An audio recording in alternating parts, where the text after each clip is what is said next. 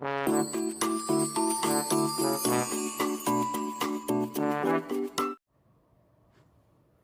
कैसे हैं आप सब। वापस से मैं आप सभी का स्वागत करती हूँ इस चैनल में speak it out with me Shivali. और माफ़ कीजिएगा, मुझे कुछ दिन लगे वापस आने में। आजकल बहुत ही जो मेरा शेड्यूल है वो बहुत टाइट चल रहा है, बिल्कुल वक्त नहीं मिल पाता। और पर मैं उम्मीद कर रही हूँ कि आप लोग शायद मेरी कहानियों को मिस कर रहे होंगे, तो आज मैंने थोड़ी सी हिम्मत जुटाई और आप लोगों के लिए वापस वही कहानी लेकर आई हूँ जिसे मुझे पूरा करना था। तो ज़िंदगी में बहुत बार ऐसा होता है कि जब हमें लगता है कि हमारा कोई नहीं है और हम दुनिया में बिल्कुल अकेले हैं, कोई हमें नहीं समझता है और या हमें गलत समझा जाता है, तो बहुत एक्सपीरियंस के बाद मुझे आज ऐसा लगता है कि अगर आपको ऐसा लगता है कि आपका कोई नहीं है या आपको गलत समझा जाता है या आप बहुत अकेले हैं, तो उस वक्त में आप खुद के दोस्त बनिए, खुद से प्यार कीजिए और खुद को अहमियत दीजिए। खुद से जिस दिन आप प्यार करना सीख लेंगे, जिस दिन आप खुद को अहमियत देना सीख लेंगे, जिस दिन आप खुद के सबसे अच्छे दोस्त बन जाएंगे और आप अपनी ही कंपनी को यानी अपने ही साथ को पसंद करने लगेंगे, तब आपको किसी और के साथ की ज़रूरत नहीं लगेगी। तब आपको किसी और के अपने ज़िंदगी में होने की कमी नहीं खलेगी या किसी और के होने की ज़रूरत नहीं लगेगी। हाँ, कोई हो तो बहुत ही अच्छा है, पर अगर कोई नहीं है, आप खुद से प्यार कीजिए, खुद के साथ रहिए और खुद की कंपनी को, खुद के साथ को इंजॉय कीजिए, उसकी इसकी वैल्यू समझिए, अपने लिए टाइम निकालिए, जो आपको पसंद है वो कीजिए। और जब आप ऐसा करेंगे तो आप देखेंगे कि आप खुद में ग्रो करेंगे, आप खुद का आपका जो जो व्यक्तित्व है उसमें निखार आएगा। आप एक बहुत ही अ, शायद दिल भी, आपके दिल के ऊपर जितने ज़ख्म होंगे या जो भी दुख होगा किसी का दिया हुआ या अकेलेपन का, वो भर जाएगा और आप खुद में एक बेहतर इंसान महसूस करेंगे। तो सबसे पहले आप खुद से प्यार कीजिए, खुद के सच्चे साथी बनिए और दूसरों के ऊपर, इस दुनिया में आए हुए दूसरे लोगों के ऊपर डिपेंड होना, इमोशनली, फिज़िकली, मेंटली, कोशिश कीजिए कि ना हो।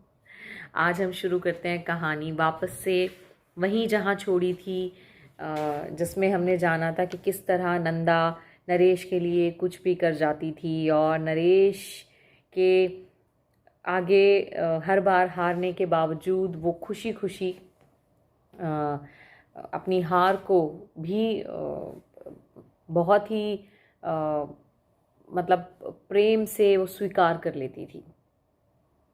अब शुरू करते हैं। हार के बाद भी नंदा के चेहरे पर सुकून रहता था। तो हमने आखिर में हमने लास्ट टाइम पढ़ा था कि सुना था कि नरेश हर खेल में उससे अपनी बातें मनवा लेता था और नंदा भी खुशी खुशी मान जाती थी। नरेश को आज वो दिवाली भी याद थी जब वो पटाखे से अपना चेहरा जला बैठा था। उस समय वो कितना रोई थी, यहाँ तक कि उसकी आंखें सूज आई थी। और उसके इस व्यवहार पर सभी के साथ साथ नरेश भी बहुत हैरान हुआ। दिन कटते गए और दोनों बड़े होते गए। ना ही नरेश का उन फूलों के प्रति लगाव कम हुआ और ना ही नंदा का नरेश का ध्यान रखना कम हुआ। ये समाज के बनाए हुए बंधनों से सीमित जरूर हो गया था। नरेश अब भी नंदा पर अपना अधिकार समझता था, अघोषित अधिकार, यानी ऐसा अधिकार जिसको किसी को बताने की जरूरत नहीं थी। बस नरेश को लगता था कि नंदा पर उसी का अधिकार है और नंदा ने भी कभी इसका विरोध नहीं किया, कभी नरेश को मना नहीं किया कि ये सही है या गलत है। कारण क्या था, दोनों शायद नहीं जानते थे। इंटर की परीक्षा पास करने के बाद नरेश आगे की पढ़ाई के लिए शहर चला गया और अपने साथ साथ वो ले गया था अपने उन सुनहरे सपनों को जिन्हें वो अक्सर नंदा से कहा करता था। इसके साथ पीछे छूट रहा था बहुत कुछ। वो था नंदा का उसके प्रति लगाव और समर्पण। और समय पंख लगाकर जैसे उड़ता रहा और वक्त निकलता रहा। नरेश और नंदा का मिलना अब बहुत कम हो गया था। बातें भी नहीं होती थी और ऐसा लगा जैसे जीवन आगे बढ़ चला था। नरेश के जीवन में भी किसी के लिए जगह कम ही बची थी अब, और वो अब अधिकतर अपने सपनों में ही खोया रहता था। और उन सपनों में जिनके पीछे वो भाग रहा था अपनी पढ़ाई या नौकरी में, उनमें नंदा की जगह धीरे धीरे कम होती जा रही थी। और धीरे धीरे ऐसा हुआ कि जो नंदा की यादें थी वो ही नरेश के जहन में से या उसके दिलो दिमाग पर से खो सी गई थी। सालों बीत गए, लेकिन नरेश सफलताओं की सीढ़ी नहीं चढ़ सका। हर तरह से उसे असफलता, उपेक्षा उपेक्षा यानी तिरस्कार, लोग उसका मजाक उड़ाने लगे, लोग उसे ताने देने लगे, और यही मिलता था क्योंकि वो असफल था। हर तरफ से उपेक्षित नंदा ने, और इस तरफ जो नंदा कहीं नरेश का इंतज़ार कर रही थी मन ही मन, उसने भी समाज के तानों से तंग आकर अपने आप या अपने प्रेम का समर्पण कर दिया या अपने सपनों का समर्पण कर दिया और शादी कर ली। नंदा के विवाह को आज 5 साल हो गए थे। इन 5 सालों में नरेश को उसकी कभी याद नहीं आई थी, लेकिन आज ऐसा लगा कि नंदा की यादें नरेश को बेचैन कर रही थी। ये काश के फूल उसे बरबस ही नंदा की यादों के समुद्र में ढकेल रहे थे, और जिनमें ऐसा लग रहा था कि उस समंदर में नरेश डूबता जा रहा था।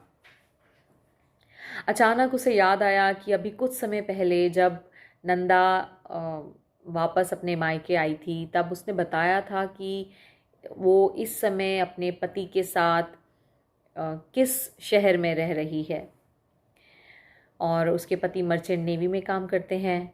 उसने कागज़ पर लिखकर अपना पता भी दिया था। तो ऐसा याद आते ही नरेश तेज़ी से अपने घर की ओर भागा। तभी हवा का हल्का सा झोंका आया और ऐसा लगा कि जैसे वो उदास पड़े काश के फूलों में किसी ने फिर से खुशी भर दी हो। घर पहुंचकर सीधे ही नरेश अपने कमरे में पहुंचा। कागज़ के टुकड़े के लिए उसने सारा घर छान मारा और पूरा घर तितर बितर हो गया। आखिरकार बिस्तर के नीचे उसे वो कागज़ का टुकड़ा मिल गया जहां नंदा ने अपना पता उसे लिख कर दिया था। नरेश उसे पाकर इतना खुश था कि जैसे बारिश की पहली बूंदों को देखकर कोई मोर नाच उठता है, उस तरह नरेश का दिल भी नाच उठा था। उसकी खुशी का कारण क्या था ये जानना बहुत मुश्किल था, और नरेश को भी ये खुद मालूम नहीं था कि वो उस पते को पाकर, उस कागज़ को पाकर क्यों इतना खुश था। उसे जीवन में पहली बार नंदा से मिलने की इतनी उत्सुकता थी, इतना वो बेचैन हो रहा था नंदा से मिलने के लिए। और एक परीक्षा का बहाना बनाकर 1 हफ्ते का समय और पैसे इकट्ठे किए उसने खर्चे के, और वो नंदा से मिलने निकल पड़ा।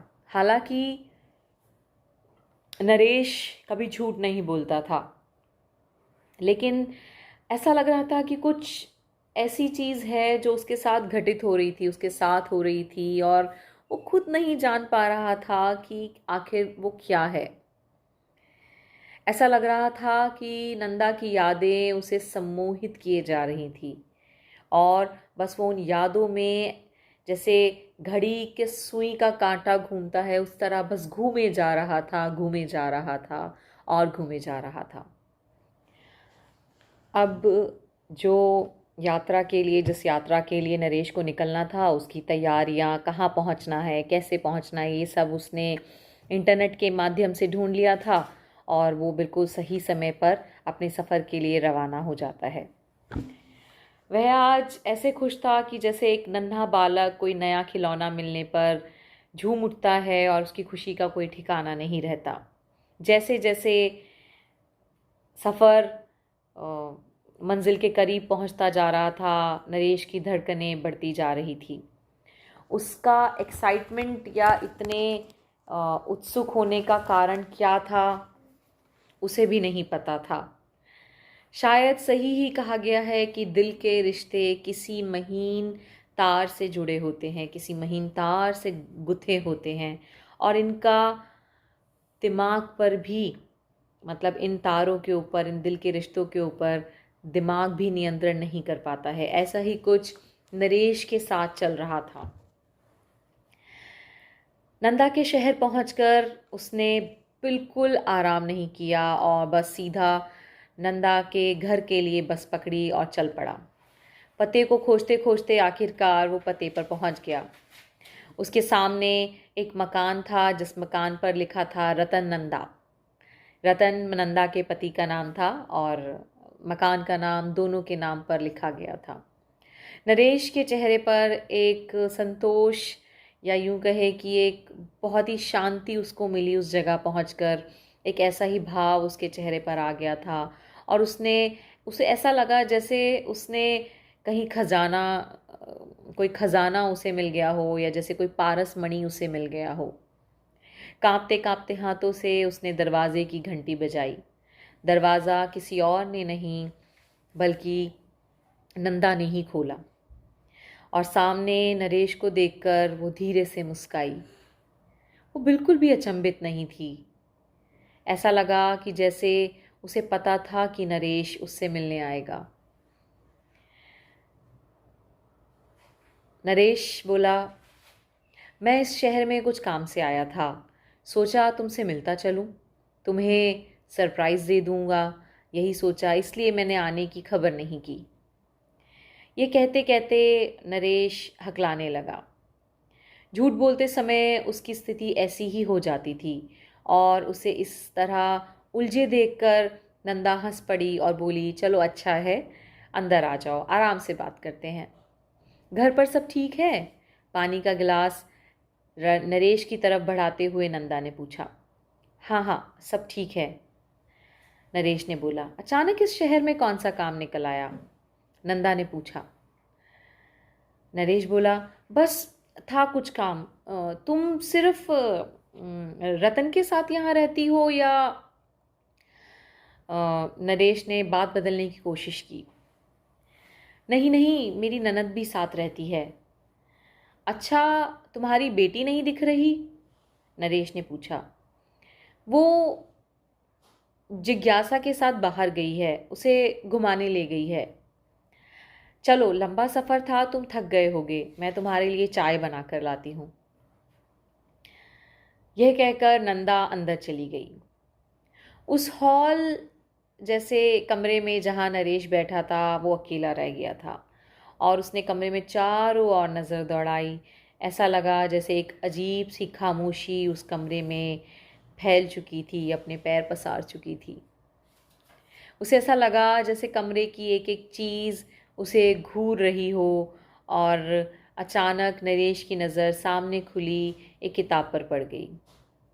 उसके पन्ने पलटने लगा और उसकी नज़र किताब में दबे उस काश के फूल की पंखुड़ियों पर गई जो कभी उसने नंदा को दिया था। एक बार फिर से उसकी यादों में कुछ कुछ चित्र या कुछ ऐसी यादें उसके दिलो दिमाग पर छा गई जो जिनकी वजह से वो इतनी दूर आया था। चाय का कप लिए नंदा कमरे में आती है और बोली, कहाँ खो गए? क्या दिन में सपने देखने लगे हो नरेश? शायद ऐसा लग रहा है दूसरी दुनिया में चले गए हो, वापस आ जाओ, चलो चाय पियो। नंदा के शब्द जब नरेश के कानों में पड़े तो सच में वो चौंक गया। ऐसे लगा जैसे अभी अभी ही वो नंदा से मिला हो, और वह सच ही उसकी यादों के समुंदर में उस छोटी सी नौका, जो जो नरेश की उम्मीदों की एक नौका थी, उसको वो उन यादों के समंदर में बचाए रखने की कोशिश कर रहा था कि वो नौका डूब ना जाए। और उस समंदर के अंदर ऐसा लग रहा था जैसे नरेश ने नंदा के साथ जितना वक्त बचपन से बिताया वो सब बचपन की यादें उस समंदर के अंदर बड़ी बड़ी तूफानी लहरें बनके एक मतलब प्रचंड वेग से या प्रचंड रूप में आई हुई हैं और नरेश और नंदा की यादों की कश्ती को डुबाने की कोशिश कर रही हैं। नंदा के इस अचानक उसको टोक देने से ऐसा लगा कि वो कुछ पल के लिए बिल्कुल सहम सा गया और नरेश ने मुस्कुराने की कोशिश की और अपना दर्द छुपाने के लिए कहा, नहीं नहीं ऐसी कोई बात नहीं है, तुम्हें तो पता है कि मैं हमेशा ही कुछ ना कुछ विचारों में खो जाता हूँ और मुझे ऐसे खो जाना विचरना कितना पसंद है। नंदा बोली, हाँ ये बात तो सही है। और ये कहते हुए नंदा ने चाय का कप आगे बढ़ा दिया। तो ये है कहानी काश के फूल। ये कहानी अभी भी बाकी रह गई और हम देखेंगे कि इस कहानी का अंत क्या होता है। आखिरकार क्या होता है जब नंदा जो नरेश का इंतज़ार करते करते जिसने सामाजिक बंधनों से या समाज के दबाव में आकर उसने शादी कर ली और अब 5 साल के बाद नरेश को ये याद आया है कि नंदा और उसका रिश्ता क्या था। तो बने रहिएगा साथ। कहानी पसंद आए तो आपके कमेंट्स का या आपके लाइक्स का इंतज़ार रहेगा। वक्त निकालिएगा, कहानी सुनिएगा। मुझे पता है वक्त निकालना बहुत मुश्किल है, पर जिस तरह मैं यहाँ वक्त निकालती हूँ आपके लिए कहानियाँ लाने का और सुनाने का, मैं उम्मीद करती हूँ कि आप भी कहानियाँ सुनने का वक्त निकालेंगे। चलती हूँ, बाय बाय।